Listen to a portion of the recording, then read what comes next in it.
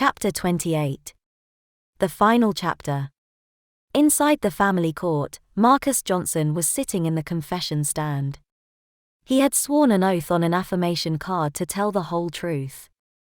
Elizabeth, Hope, Jane, and Marcus's lawyer Maxwell Turner were sitting on his side of the courtroom, waiting for Judge Vedic Jones to finish reading over the family court application.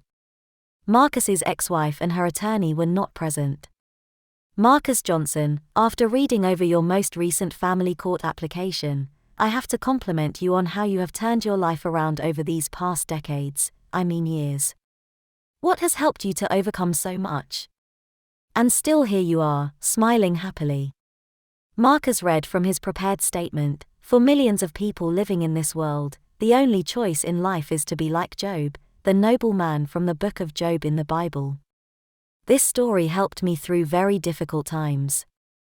I had a Christ-like lawyer representing me through the difficult times that were unforeseen. I pray now that I can have faith in a judge to use her godlike power from an essential third-person perspective to find a balance between my world and my ex-wife's world to decide ultimately what is best for Hope.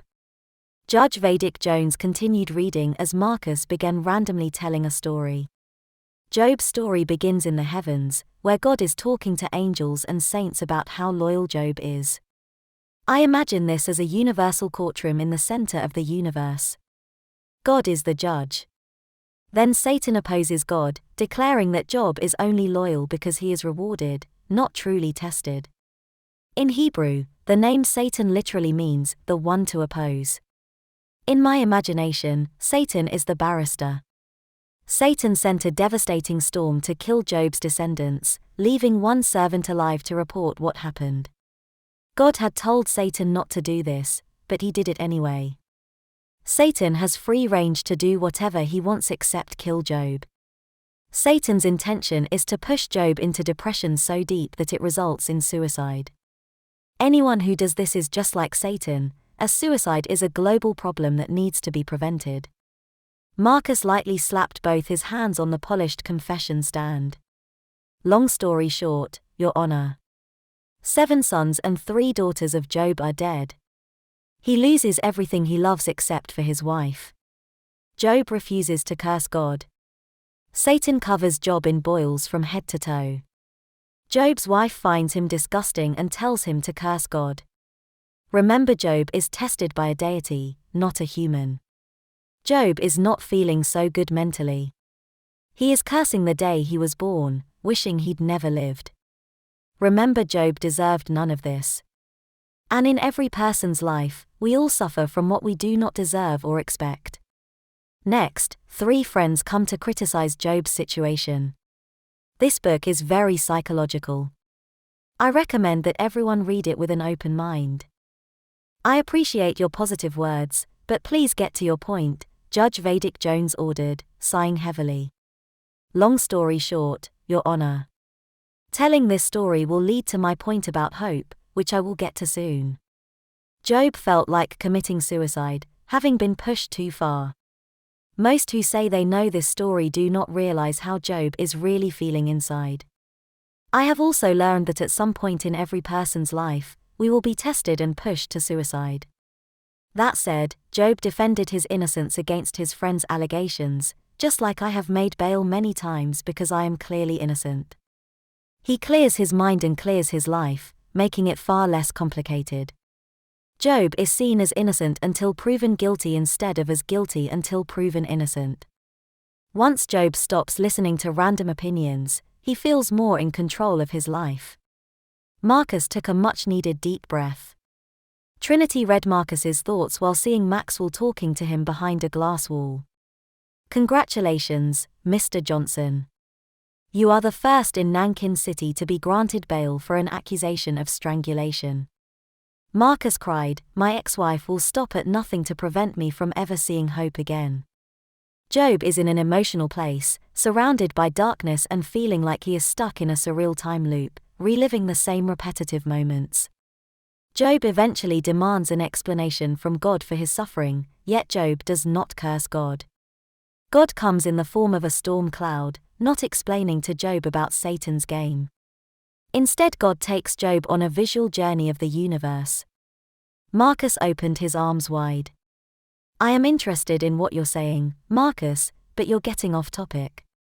I am being very lenient. Please make your point, Judge Vedic Jones ordered. Long story short, Your Honor. God shows Job how the entire universe operates in detail and asks Job if he can understand a minor fraction of its complexity. What questions would anyone ask after this kind of experience? God speaks to Job using questions because God intimately knows how Job's mind works better than Job himself or a good psychiatrist knows. I am not forcing anyone to think how I think. However, in life, many are like Job who has overcome suffering from depression. My point in that last sentence, overcome suffering from depression. I am truly happy for you, Marcus, but get to your point. Judge Vedic Jones glared angrily, shaking her head from side to side. Too many parodies reference the Job of history as a man we do not want to be, as if it's all catastrophic. God then revealed two wondrous mythical beasts here on earth, Behemoth and Leviathan, champions of the universe that not even a demigod would dare challenge as death is certain. God literally brags about how awesome Behemoth and Leviathan are. I took one verse regarding Leviathan and twisted it as I tried to write fantasy for a book of fiction that will unfortunately never be released. Too many characters with issues, you might say. As it reads in Job chapter 41, verse 4, will you conclude a covenant to summon him by your side? We all face trials, yet Job faced Satan's trial. Job is undisputedly the only man in existence to earn Behemoth's and Leviathan's respect. Instantly the room fell dead quiet as nearly everyone grimaced. Not forming a dependency on antidepressants, I threw them out because I accepted that my life is Job-like with many ups and downs. So, I work with my lawyer Maxwell Turner very closely, and now more people can speak accompanied by a lawyer to help public servants like those at Child Protective Services to get to the root of the problem. I encourage others going through a bad divorce or family court to work closely with your lawyer when dealing with public servants, Marcus explained confidently. Despite the things in my life that have not been good, I have become a stronger father to Hope and am able to give him what he needs. I've done this even though it is impossible to earn everyone's respect and live up to their expectations of you. Marcus smiled. A side note here. Look at the excellent work Nankin emergency volunteers do. This is solid proof that there are many good people who live in this city. Once the bomb scare was proven to be a social media hoax, NEV swiftly assisted Nankin City's residents back to their homes in the early hours of the morning. Marcus sobbed, wiping tears from his eyes as he continued talking. My wife Elizabeth proves her love to me, and I prove my love to her. Elizabeth has stood by my side since long before we were married, while we were best friends working together for minimum wage. We each pursued more together and individually. Elizabeth is mentally stronger after helping me to build myself up as I continued along life's amazing journey. We acted as a sounding board for one another, resolving problems together very simply by creating a plan A and a plan B, and at all costs avoiding plan F. Marcus, I read about problem solving in your application. I swear, for the love of God, get to your point. Long story short, Your Honor. Before my first voluntary arrest, I told my parents what was happening and said that I was possibly going to jail to await being seen in court, or be forgotten about, or even worse, get the death penalty. I said confidently, please do not cry, Mom. At least now I have experienced true love and learned to forgive the sins of others so that my sins may be forgiven. I had an unforgiving heart, creating divisions between me and my siblings, my half-siblings, and even my step-family. Yes, my marriage to Elizabeth has been ridiculously tested by external influences, however, we are happier every day.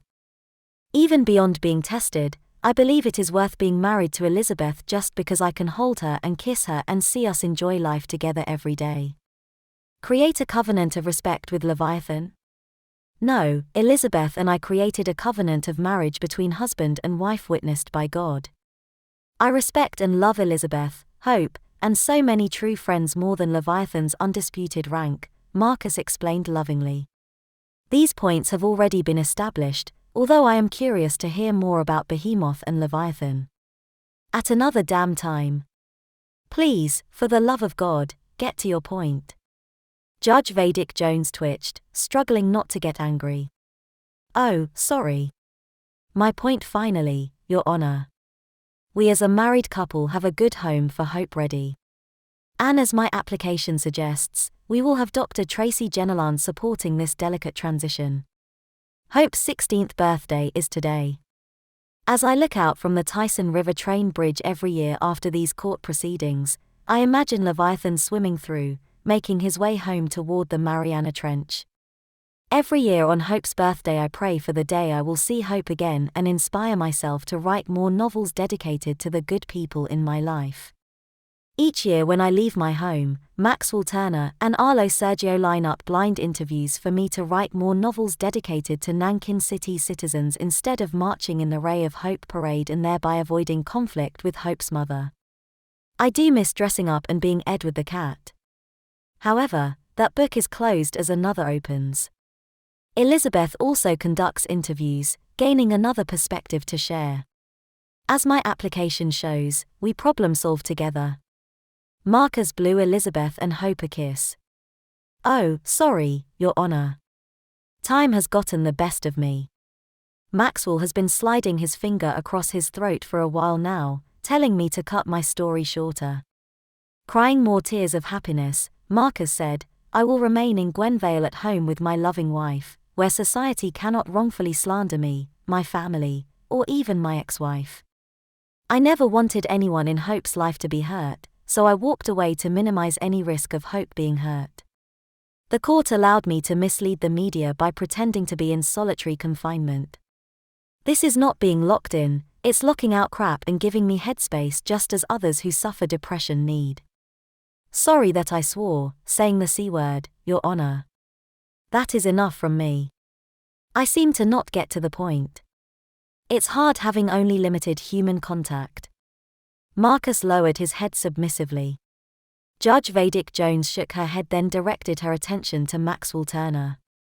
Mr. Turner, do you have anything to add?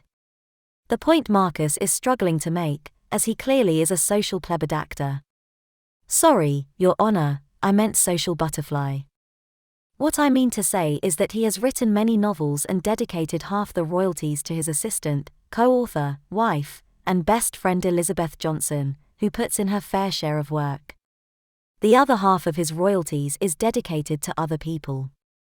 Looking at his list of pen names on page 7, you will see each book is dedicated to financially supporting others, including me. This is strictly Marcus's will and legal right. Your Honor, a mental health nurse named Gordon Kirkham helped support his education as he wrote more. Dr. Tracy Genelan takes on the primary face of his work as you have been familiarized with today, Maxwell said confidently. Judge Vedic Jones suddenly screamed after reading page 7. Oh, my goodness. Marcus and Elizabeth are the people behind Dr. Tracy Genelan's novels. I always wanted to sign autographs at popular cultural events. Dr. Tracy Genelan helped me so much, and she has many programs that need support, especially her program for teens supporting Nankin emergency volunteers. NEV creates better citizens for the next generation. Yes, I do enjoy your books. Several are dedicated to Arlo Sergio, our volunteer family court barrister. Moving along now from Marcus, Elizabeth Johnson, do you have anything to add? I, Elizabeth Johnson, am prepared for Hope Johnson to come home with us to a loving and supportive household. Dr. Tracy Genelan is a family friend who will support us throughout this transition and help us avoid overcomplicating things unnecessarily. I, Elizabeth, however, do not deny that Janet Giovanni will always be Hope's mother. I mean Janet Munson. I forgot she remarried. Jane Turner shouted, falling in her seat. You're bloody kidding. Wow, I did not see that right hook coming. No wonder Marcus's life is truly. There was shocked gasping all around. Order in the court, Miss Turner. Judge Vedic Jones banged her gavel several times, glaring at Jane. Hope, do you agree to the conditions that have been declared in today's court hearing until we reassess in 3 months' time since your mother couldn't be here today?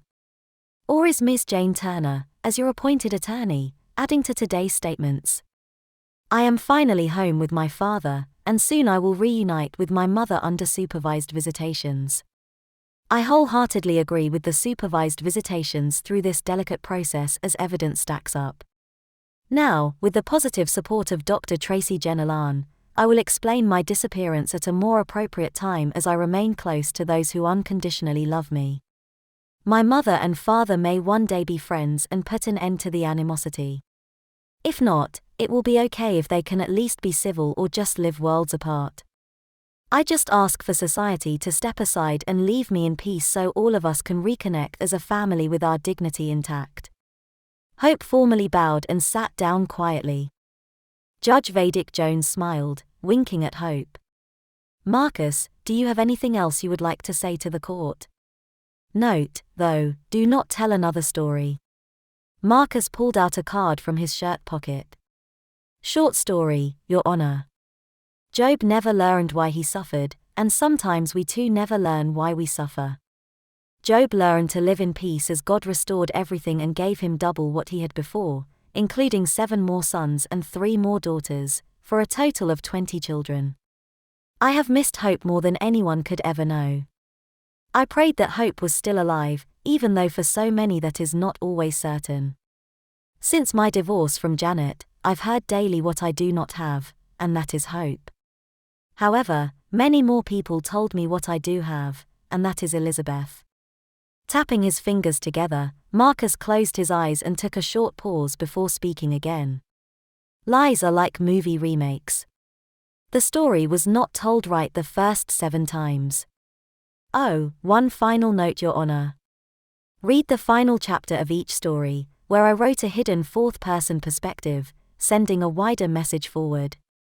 I ask, Your Honor, what message would you send to those who read your 4th-person perspective? 4th-person perspective? I need a therapist when listening to you.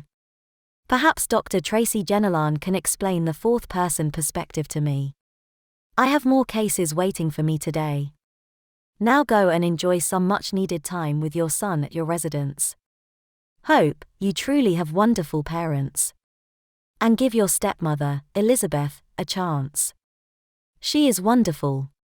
When the FBI investigations are over, Marcus, I do suggest you become Edward the Cat once again. Court dismissed. Before Judge Vedic Jones could bang her gavel, Janet Munson barged into the courtroom, gritting her teeth. I object to that murderer having custody of my son. Janet rushed toward Marcus, who was sitting at the confession stand. 2 policemen restrained Janet, locking her arms behind her back. This man murdered my father, Zonal Giovanni, 7 years ago, Janet yelled irately. Court began at 9 o'clock. It is now 9:33. Judge Vedic Jones sighed. Barrister Arlo Sergio approached the bar. Your Honor, I propose that Janet Munson be detained at Gwenvale Asylum. I am ordering a full investigation into every aspect of her life due to loads of evidence from the FBI that was discovered by police after the arrest of Cameron Banks, who kidnapped Hope and the other 55 children. Janet Munson, Hope was taken away from you because you arranged for Marcus to be murdered by your father 7 years ago tonight. Marcus, you cannot deny me access to Hope. Just because you left me for that 17-year-old slut and began engaging in inappropriate behavior. That's right, Jane Turner, I mean you, Janet Munson yelled irately, resisting the 2 officers who were restraining her. Judge Vedic Jones slammed her gavel several times. Arrest that woman and lock her away. Hope lowered his head and began crying. Mom, please apologize and calm down. Please stop fighting. It's not too late to beg for forgiveness. Janet glared, noticing Elizabeth standing by Hope's side and holding his hand. Janet, it does not have to be like this. We should be rejoicing that Hope has returned. I will not deny Hope his mother. I never did before, Marcus pledged. Why didn't you call me?